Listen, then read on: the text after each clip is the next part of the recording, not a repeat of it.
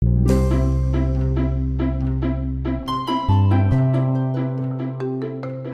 nama saya Priyo Santoso. Dalam rangka mendukung Room to Read untuk memastikan bahwa program pendidikan terus berlangsung dalam masa pandemik ini, hari ini saya akan membacakan buku berjudul Kanca Si Badak yang ditulis oleh Shilpi Pradhan dan ilustrasi dibuat oleh Abin Shrestha. Ini Kanca, seekor badak berusia 2 tahun. Kanca tinggal bersama ibunya di sebuah padang rumput yang luas. Dia suka menjelajahi padang rumput. Ibunya sering mengingatkan, "Kanca, di luar sana banyak bahaya. Berhati-hatilah, Nak. Ingatlah selalu untuk meninggalkan aromamu, supaya kamu bisa mencium jalan pulang." Kanca mengangguk. Dia mengerti, tetapi badak kecil itu sulit mengingat semua perkataan ibunya. Suatu siang, matahari bersinar begitu terik. Kanca mendinginkan diri dengan mandi lumpur. Sambil berendam, dia mengibaskan telinganya untuk mengusir lalat. Tiba-tiba, dia mendengar bunyi aneh. Kanca menegakkan telinganya untuk mencari tahu asal bunyi itu. Dia belum pernah mendengar bunyi seperti itu. Kanca melompat keluar dari lumpur dan berusaha mendekati sumber suara. Kanca berjalan dan berjalan, tetapi belum bisa menemukan dari mana bunyi itu. Kanca melihat ke sekitarnya, ternyata dia telah berjalan jauh sekali. Kanca ingat ucapan ibunya dan dia berbalik untuk pulang. Lalu Kanca mendengar bunyi yang sama. Dia melihat seekor piton raksasa melata ke arahnya. Kanca pun ketakutan. Dia berlari dan bersembunyi di balik ilalang. "Ular itu akan memakanku. Ibu, selamatkan aku!" Kanca menutup matanya erat-erat dan diam tak bergerak. Dia menunggu dan menunggu. Untunglah tidak terjadi apa-apa.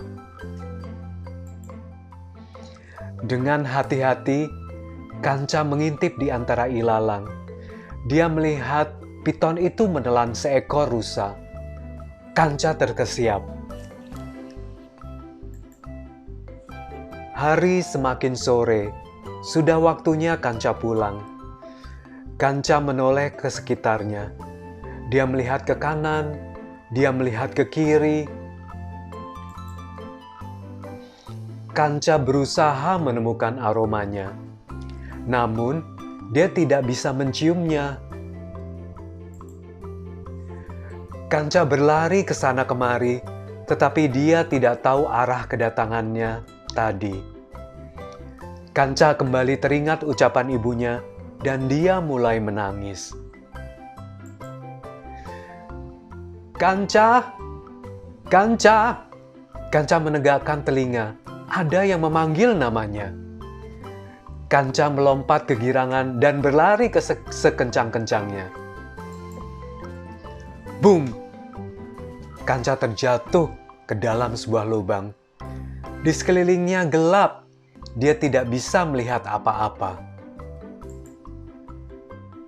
"Kanca! Kanca!" Dia mendengar ibu memanggil dari atas. Kanca ingin menangis. "Maafkan aku, Bu. Aku pergi terlalu jauh." "Jangan khawatir, Nak. Ibu akan mencari bantuan," janji ibu kepadanya. Kanca memandang ke langit.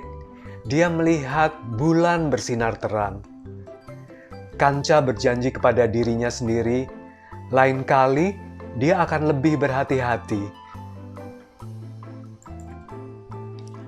Keesokan harinya, saat terbangun, Kanca mendapati dirinya terikat tali. Terdengar suara-suara di sekitarnya. Kanca bingung. Dia tidak tahu apa yang akan terjadi. Kanca berusaha membebaskan diri, tetapi dia malah kesakitan. Dia pun berhenti. Tak lama kemudian, dia merasa badannya terangkat. "Apakah aku ditangkap?" batinnya. Kanca mendapati dirinya sudah di atas tanah lagi. Dia mendengar berbagai bunyi aneh. "Hore! Yiha!" Terdengar tepukan tangan dan siulan. Silau karena cahaya terang, Kanca tidak dapat melihat dengan jelas. Ratusan manusia mengelilingi Kanca. Mereka membawa poster-poster bergambar badak. Sebagian bahkan menempelkan foto badak di topi mereka. Sebagian orang menunggang gajah, sebagian lain mengendarai mobil jeep, sebagian lagi berjalan kaki. Ketika Kanca semakin dekat, mereka semua tersenyum kepadanya. Tetapi Kanca tidak mengenali siapapun. Dia takut. Siapa orang-orang ini? Kenapa mereka di sini? Apa yang akan mereka lakukan? Pikirnya. Salah satu manusia menghampiri Kanca dan membelainya dengan lembut. Perlahan-lahan orang itu memutar kepala Kanca ke arah hutan.